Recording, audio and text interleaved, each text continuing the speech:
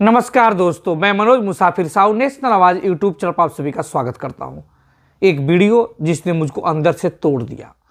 उस वीडियो पे मैं सोचता रहा कि इस पर मैं कुछ बोलूं कि नहीं बोलूं, क्योंकि मुझे मालूम था इस पर बोलूंगा तो भी दिक्कत लोगों को होगी और नहीं बोलूंगा तो भी दिक्कत होगी। मैंने अंतरात्मा की आवाज़ सुनी और इस वीडियो पर मैं बोलने जा रहा हूँ। दरअसल ये वीडियो में एक लोक गायिका हैं और लोक गायिका एक ऐसा भजन कह रही हैं जो महात्मा गांधी का सबसे प्रिय था। पहले इसको देख लीजिए, फिर चर्चा करूंगा। रघुपति राघव राजा राम पतित पावन सीताराम। सॉरी अगर आप हर्ट हुए हैं उसके लिए मैं सॉरी कहना चाहती हूँ। जय श्री राम, जय श्री राम, जय श्री राम। वीडियो में आपने क्या देखा?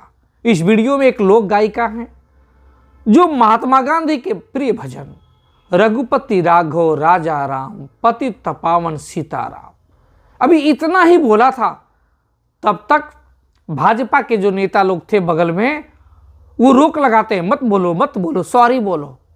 अब उस समय वो लोक गायिका सॉरी भी बोल देती है कि अगर आप हर्ट हुए तो सॉरी बोल देते हो। अब उसके बाद जो हुआ, मंत्री जी आते, एक पूर्व मंत्री हैं भाजपा के, अश्विनी चौबे, नाम सुना होगा। मोदी जी के सरकार में मंत्री थे, बहुत पावरफुल मंत्री थे ये। इस बार इनका सीट बक्सर से उनका टिकट कट गया था।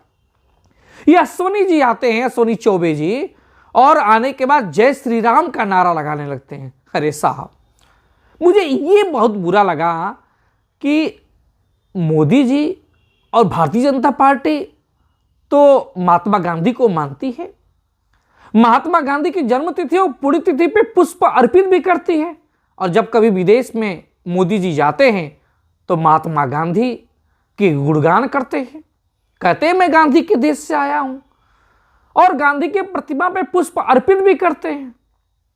लेकिन उसी मोदी जी की पार्टी भारतीय जनता पार्टी के ये अश्विनी चौबे जैसे लोग जो नेतागिरी कर रहे हैं, महात्मा गांधी के प्रिय भजन से इतनी नफरत क्यों है?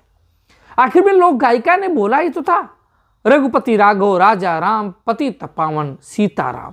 सीताराम तो बोला था ना, फिर भी आपत्ति हो गई, सॉरी बोलना पड़ा, माफी मांगना पड़ा। बड़ा दुख का विषय है। क्या अब उस प्रिय भजन से भी हम लोगों को दिक्कत होने लगी?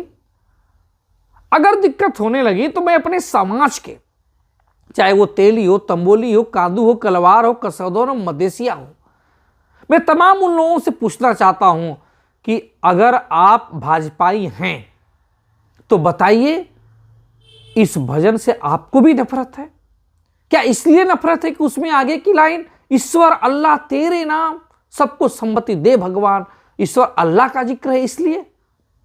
क्या आप इस बात को मानते हैं? अगर मानते हैं तो बंद करिए।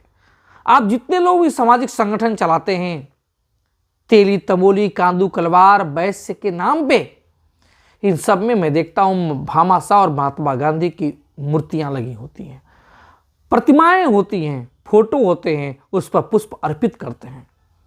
दो राहों पे नहीं चलना चाहिए। एक तरफ आप जो नेता लोग, जो पार्टी उन महात्मा गांधी के भजन का, महात्मा गांधी का अनादर करे, उसके रास्ते पे भी चलेंगे, उस पार्टी में जाएंगे भी, उसको वोट भी देंगे, और दूसरी तरफ महात्मा गांधी को मानेंगे भी। तो ये दो मुँहे बात अच्छी नहीं लगती। आप विवेकशील लोग हैं, तर्कशील लोग हैं, बुद्धिमान लोग हैं, तो आपको समझना पड़ेगा और अपना रास्ता खुद बनाना पड़ेगा। मैं नहीं कहता आप बीजेपी को छोड़िए कांग्रेस जाइए, बीजेपी को छोड़िए लालू जी में जाइए, बीजेपी को छोड़िए आप मुलायम सिंह यादव की पार्टी अखिलेश यादव में जाइए, बहन जी, मैं नहीं कहता।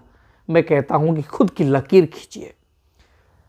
क्या जो महात्मा गांधी का अपमान किया जा रहा है, उनके भजन को गाने से रोक दिया गया, उस पार्टी में आप महात्मा गांधी की तस्वीर लगा के जब जाते हैं तो क्या आपकी आत्मा नहीं दुखी होती? क्या आपकी आत्मा को कष्ट नहीं होता कि जब हम सामाजिक संगठन के मंचों पे होते हैं तो महात्मा गांधी की गुणगान करते हैं, महात्मा गांधी की आरती करते हैं, महात्मा गांधी के बारे में, महानता के बारे में जिक्र करते हैं, बखान करते हैं, अपने लोगों को बताते हैं कि हमारे समाज के थे। लेकिन जब हम पार्टी के नाम पे उसी पार्टी को वोट देते हैं जिस पार्टी के नेता महात्मा गांधी के भजन से लेकर और उनके किरदार से लेकर उनकी महानता का अनादर करते हैं, तो क्या आपका कष्ट नहीं होता? अगर होता है तो आप चुनाव कीजिए। आपकी विचारधारा बड़ी है आपके लिए कि आपका पॉलिटिकल पावर बड़ा है।